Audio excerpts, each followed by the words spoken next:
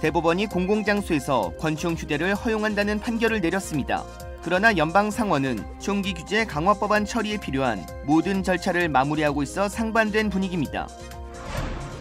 뉴욕시 학교 교내에서 24정의 총기를 포함해 무기 6천여 개가 발견돼 충격을 주고 있습니다. 경찰은 LA 한인타운에서 아시안 남성에게 폭력을 가한 용의자의 인상착의를 공개하고 주민들의 적극적인 신고를 당부했습니다. 전자담배 브랜드 줄이 국내 시장에서 완전히 퇴출됐습니다. 국내에서 원숭이 두창 감염 확산이 우려되고 있어 민간 검사가 확대될 전망입니다.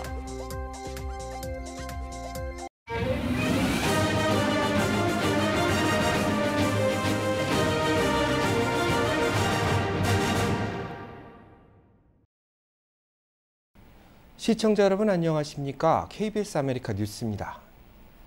대법원이 공공장소에서 권총 휴대를 허용한다는 판결을 내렸습니다. 총기 규제 강화에 대한 목소리가 커지고 있는 가운데 상반된 판결이 내려지며 사회적 논란이 일고 있습니다. 보도에 김기현 기자입니다. 미국 연방 대법원은 일반인이 야외에서 권총을 소지하려면 사전에 면허를 받아야 한다고 규정한 1913년 뉴욕 주법을 위헌이라고 판결했습니다. 보수 대법관 6명이 위헌, 진보 대법관 3명이 각각 합헌 의견을 내면서 하급심 판단을 뒤집었습니다. 미국 연방 헌법은 개인이 집 밖에서 정당 방위를 위해 권총을 휴대할 권리를 보장하고 있는데 뉴욕 주법은 이 같은 권리 행사를 과도하게 제약한다고 본 겁니다. It was challenged on the basis of that requirement for purpose was too restrictive, and it violated the constitutional right to carry a weapon for self-defense. 이 같은 판단은 최근 잇따른 총기 난사로 미 의회가 규제를 강화하는 입법을 추진 중인 가운데 나왔습니다. 조 바이든 미 대통령은 별도 성명을 통해 이번 판결이 상식과 헌법에 배치된다며 매우 실망했다고 비판했습니다. 법원 판단이 바뀜에 따라 일선 행정당국은 총기 소지 확대가 부를 수 있는 추가 위험을 최소화하는 방향으로 대응책 마련에 나섰습니다.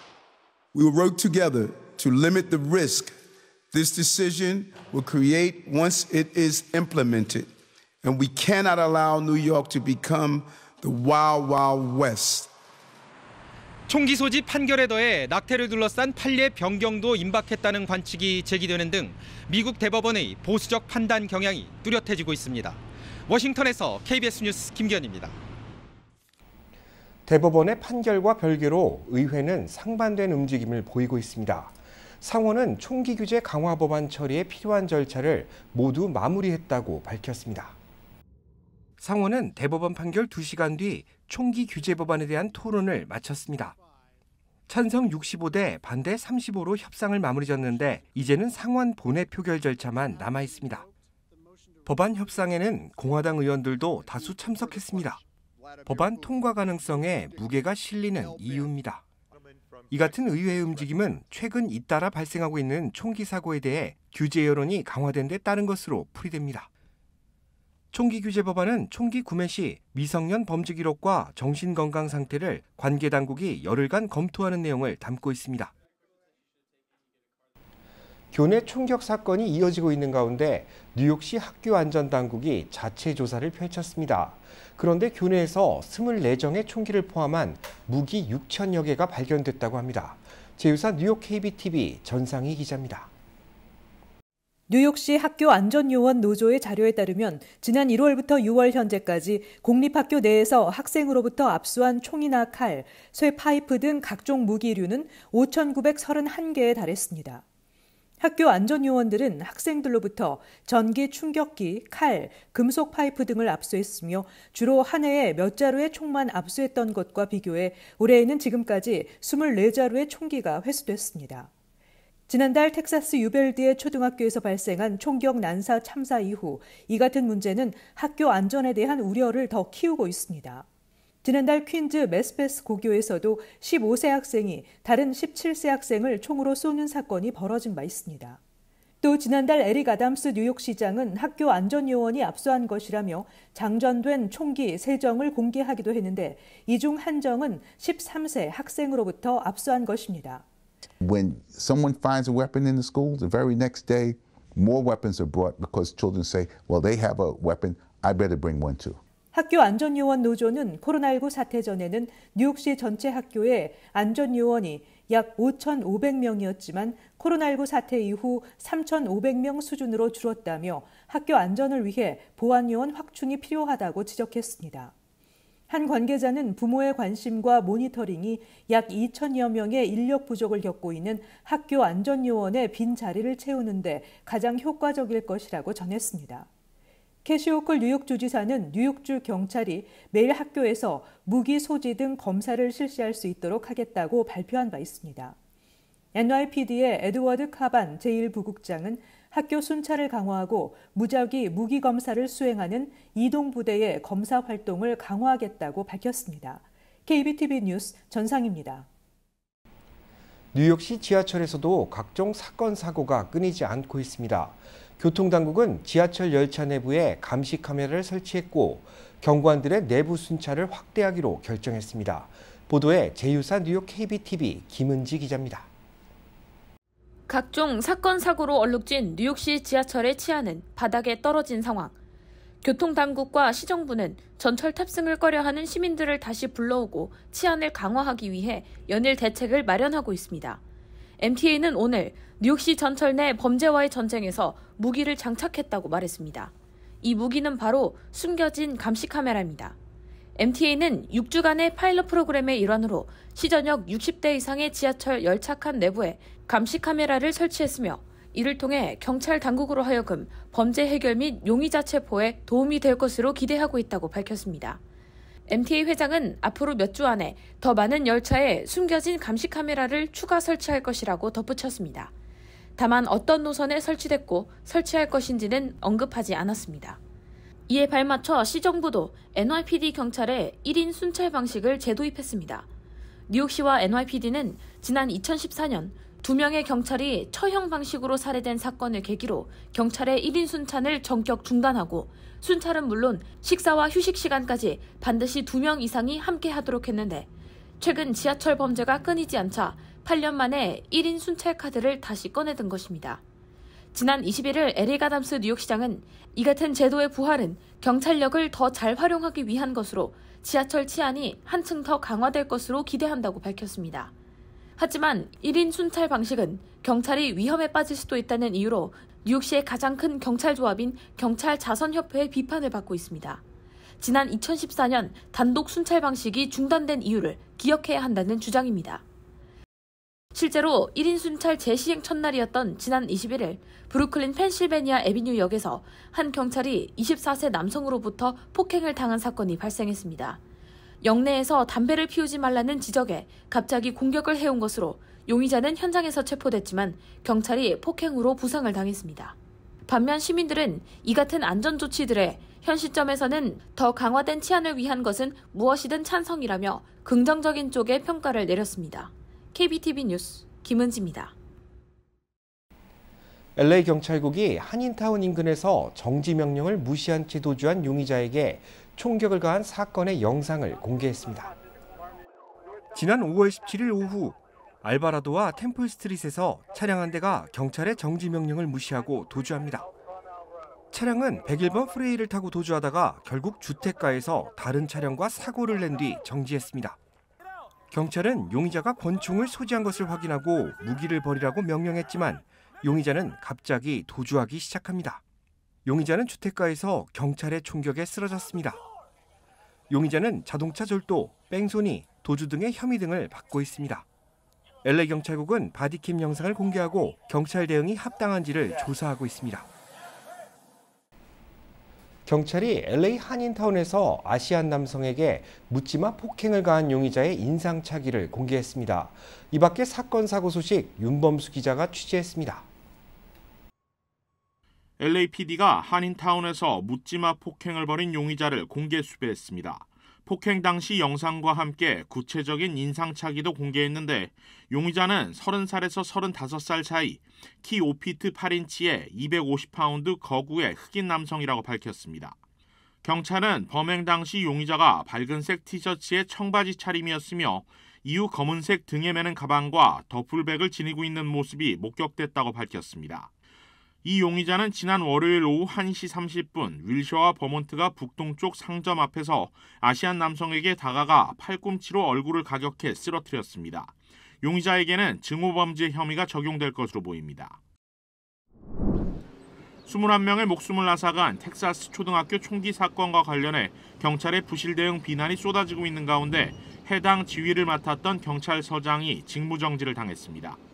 유발디 교육부 측은 오늘 피트 아레돈도 경찰서장을 사건의 모든 진상조사가 끝날 때까지 무기한 직무를 정지한다고 밝혔습니다. 아레돈도 서장은 사건 이후 예정됐던 자신의 시의원 취임식을 비밀리에 진행해 더 큰 비난을 받았는데 현재 시의회는 아레돈도의 시의원직도 박탈하기로 의결한 상태입니다. 한인들도 많이 거주하는 오렌지 카운티 파운튼밸리 지역에서 코요테가 2살배기 아이를 공격하는 일이 벌어졌습니다. 사건은 어제 저녁 8시 30분경 유클리드와 스톤크레스 애비뉴에 위치한 마일 스퀘어 공원에서 발생했는데 아이는 다행히 병원에서 회복 중인 것으로 알려졌습니다. 아이를 공격한 코요테는 아직 잡히지 않았습니다.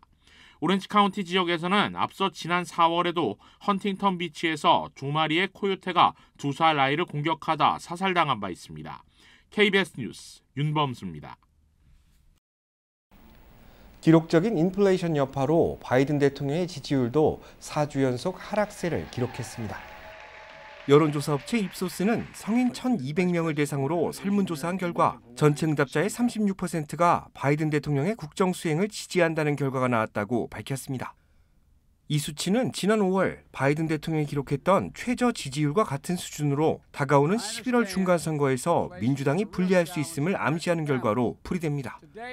전체 응답자의 34%는 미국 경제가 위태로운 상태라고 답했습니다. 인플레이션 여파로 국정수행 지지도가 낮아지고 있음을 보여주는 결과입니다. 한편 바이든 대통령의 지지율은 지난해 8월 이후 50% 아래로 떨어진 뒤 회복하지 못하고 있습니다. 하지만 트럼프 전 대통령의 임기 중 최저 지지율인 33%보다는 높게 나오고 있습니다. 대표적인 전자담배 브랜드 줄이 국내 시장에서 완전히 퇴출됐습니다. 보도에 이형현 기자입니다. 미국 식품의약국 FDA는 현지 시간 23일 전자담배 제조업체 줄 랩스에 대해 미국 시장의 판매와 유통 중단 명령을 내렸습니다. 또 현재 시장에서 판매 중인 제품도 회수해야 한다고 밝혔습니다. FDA는 담배 제품이 미국에서 판매되려면 법이 정한 기준에 부합해야 하지만 줄 전자담배는 해당 기준을 충족시키지 못했다고 밝혔습니다. 줄은 단맛이나 과일 향이 나는 첨가물과 담배를 천천히 안전하게 끊을 수 있다는 마케팅으로 미국 시장 1위에 오른 전자담배입니다. 그러나 과일 향이 첨가된 제품 등이 오히려 청소년들의 흡연을 부추기자 2019년 과일향 담배의 판매를 중단하고 박하향과 일반 전자담배만 팔아왔습니다. Juul was almost single-handedly responsible for creating an epidemic among our nation's youth. Between 2017 and 2019, the number of adolescents who smoked e-cigarettes more than doubled. 이를 계기로 FDA는 2020년 과일향과 단맛이 나는 전자담배의 판매를 전면 금지하고 미국의 모든 전자담배 회사로부터 금연 보조 효과에 대한 자료를 제출받아 검토해왔습니다. 현지 언론들은 줄 제조 회사가 이번 결정에 반발해 이의를 신청할 것이라고 보도했습니다. 줄 전자담배는 2019년 5월 한국 시장에도 진출했으나 한국 보건당국이 사용 자제를 권고하면서 판매가 줄어들자 1년 만에 철수했습니다. 로스앤젤레스에서 KBS 뉴스 이영현입니다. 전기차에서 화재가 나면 어떻게 될까요? 폐차장에 방치된 테슬라 차량에서 불이 났는데 주택 한 채를 진화하는 양의 물이 투입됐지만 불길을 잡기 어려웠다고 합니다. 보도에 김경일 기자입니다. 검은 연기가 피어오른 폐차장으로 소방관들이 출동합니다. 영상에는 테슬라 차량에서 불길이 치솟았고 소방관들은 물을 뿌리기 시작합니다. 그러나 물을 뿌려도 차량 바닥 부분에 위치한 배터리에서부터 불길이 다시 치솟습니다. 소방관들은 불을 끄기 위해 웅덩이를 파고 물을 채워 테슬라 배터리를 통째로 침수시켜 불을 껐습니다. SNS에 영상을 올린 세크라멘토 메트로폴리탄 소방관들은 테슬라에 붙은 불을 끄는데 4,500갤런의 물을 사용했다며 이는 불붙은 건물 한 채를 진화하는 데 쓰이는 양과 비슷하다고 설명했습니다. 소방관들은 리튬이온 배터리는 충전이 빠르지만 불이 날 경우 800도 이상의 열이 발생한다고 설명했습니다. 또한 일산화탄소 등 치명적인 독성가스가 발생해 화재 진압이 위험하다고 덧붙였습니다. 또 최근 운전자가 전기차 주행 중 화재가 발생하기도 했습니다. 운전자는 자동차가 갑자기 움직이지 않자 창문을 깨고 탈출했다고 합니다. 그리곤 잠시 후 원인 모를 화재가 발생했다고 설명했습니다. Yeah, that was I had to smash the window and I kicked through the window because everything stopped. Yeah. The power didn't work, the door didn't open, the windows didn't go down. So I'm like, hey, I need.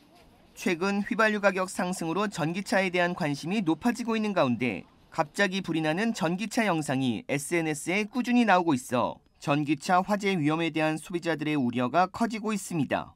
KBS 뉴스 김경일입니다. 넷플릭스가 오늘 추가 해고를 단행했습니다. 매출 둔화에 따른 것인데 한 달여 만에 두 번째 해고입니다. 넷플릭스가 오늘 직원 300명을 정리 해고했습니다. 해고 대상은 전체 직원의 4% 상당입니다. 넷플릭스는 지난달 비용 절감 차원에서 150명의 직원을 정리해고한 바 있습니다. 한 달여 만에 추가적인 해고가 이루어진 것인데 그만큼 내부 사정이 좋지 못하다는 뜻으로 풀이됩니다. 넷플릭스는 11년 만에 유료 가입자 이탈이 가속화되고 있습니다. 가입자 성장세가 멈춘 상태에서 신규 사업에 대한 투자가 이뤄져야 하기 때문에 앞으로도 추가 감원 조치가 이어질 전망입니다. 유럽연합 EU 정상들이 우크라이나에 EU 가입 후보국 지위를 부여하기로 합의했습니다. 젤렌스키 대통령은 우크라이나의 미래가 EU에 있다며 반겼습니다. 보도에 유원중 기자입니다. 벨기에에서 열린 EU 정상회의. 27개 EU 회원국 정상들은 러시아와 맞서고 있는 우크라이나와 몰도바에 EU 가입 후보국 지위를 부여하기로 합의했습니다. Shows once again to the world that the European Union is united and strong in the face of external threats. 우크라이나는 러시아의 침공이 시작된 지 4일 만인 지난 2월 28일 공식적으로 EU 가입을 요청했습니다. 불과 넉 달 만에 EU 후보국 지위를 얻은 겁니다. 젤렌스키 우크라이나 대통령은 트위터를 통해 아주 특별하고 역사적인 순간이라면서 우크라이나의 미래는 EU에 있다며 화답했습니다. Тільки що отримали кандидатство. Це перемога. Чекали 120 днів і 30 років. 앞으로 우크라이나는 EU법을 수용할 의사와 능력이 있는지 검증받게 되며 사법, 행정, 경제 등 가입에 필요한 기준에 맞춰 개혁 조치를 이행해야 합니다. 따라서 정식 회원국 자격을 얻는 데까지는 수년에서 수십 년이 걸릴 수 있다는 관측이 나온 바 있습니다. 이번 결정은 우크라이나에 대한 연대를 확인하기 위한 상징적인 조치로 일부 회원국은 여전히 우크라이나의 EU 가입에 미온적인 태도를 보이고 있다고 AFP 통신은 전했습니다. 파리에서 KBS 뉴스 유원중입니다. 국내에서 원숭이 도창과 관련한 민간 검사가 확대될 전망입니다. 보건복지부는 이번 주부터 5개 민간 시설에 원숭이 도창 감염 의심자 검체를 보낸다고 밝혔습니다. 다음 달부터 본격적인 검사가 이루어질 예정인데 검사 영역을 늘려 정확한 환자 수를 집계하기 위한 조치입니다. 지금까지는 공공보건시설에서만 원숭이 도창 감염 검사가 진행됐습니다. 매주 8천여 건이 이루어졌는데 건수가 적어 공식 확진자가 축소 집계되고 있다는 우려가 나오기도 했습니다. 질병통제예방센터 CDC는 지난 21일 기준 국내 확진자는 142명이라고 밝혔습니다. 민간검사가 본격화되면 확진 판정을 받는 사람들은 지금보다 더 늘 수 있을 것이라는 전망입니다. 노숙자 문제가 점차 심화되고 있는 가운데 학업을 이어가고 있는 학생 노숙자들에게도 관심이 필요하다는 지적입니다. 박시문 기자가 취재했습니다. 한인타운 인근의 한 주택마당은 화초들로 가득합니다. 이 집은 LA 지역 노숙자들을 돕고 있는 울타리 선교의 나주옥 목사 집으로 창립 23주년을 맞아 23명의 노숙 학생들을 돕기 위해 한인들이 기증한 화초 300여 그루를 가꾸기 시작했다고 합니다. 학원도 필요하시고 또 어려운 홈레스 학생들 5명 중에 하나라는데 그 학생들을 돕고 싶으시면 저희를 찾아서 그 도네이션을 해주시고 또 화분도 가져가시고 이래 주셨으면 고맙겠습니다. 올해로 23년째 비공식적으로는 35년 넘게 봉사활동만 펼치고 있는 두 자매는 80을 앞두고 있어 두 자매의 나이를 합하면 154세지만 소외된 이웃을 돕는 일에는 젊은 사람 못지않습니다. 팬데믹이 딱 되니까 좀 아찔해요. 이거 어떻게 하면 좋을까. 이 기간을 그냥 손 놓고 방구석에 앉아서 텔레비나 보고 있어야 되나 그런 생각을 했어요. 그날부터 죽으라고 이제 일을 하기 시작했는데 지금까지 흙을 100포를 샀어요. 요즘 야채가 엄청 비싸잖아요. 야채뿐만이 아니라 과일은 사 먹는다는 건 생각도 못한다 그래서 이렇게 봉다리 색깔별로 여러 가지로 종류별로 담아가지고. 울타리 성교회는 다음 달 디즈니 콘서트홀에서 노숙자 돕기 기금 마련 콘서트도 준비하고 있다며 성인뿐 아니라 학생 노숙자들이 희망을 꿈꿀 수 있도록 한인 사회에 관심을 당부했습니다. KBS 뉴스 박시몬입니다. 제2회 네바다 아시안 축제가 오는 10월 라스베이거스에서 개막합니다. 위원회는 아시안 징후범죄 예방에 주력할 계획이라고 밝혔습니다. 축제위원회는 한국과 중국, 필리핀, 베트남 등 아시안 국가의 특산품이 약 250여 개 부스에서 선보일 예정이라고 밝혔습니다. 무대에서는 K-팝 콘테스트 등 다양한 무대가 펼쳐질 예정인데 아시안 징후범죄 예방에도 목소리를 높인다는 계획입니다. 아시아 각 국가들의 커뮤니티 리더들이 모여서 아시안 헤이트 크라임에 대한 공동 대응 방안이나 성명 발표 등도 가능할 것입니다. 이번 축제는 라스베이거스 리 호텔 주차장에서 오는 10월 13일부터 4일간 진행됩니다.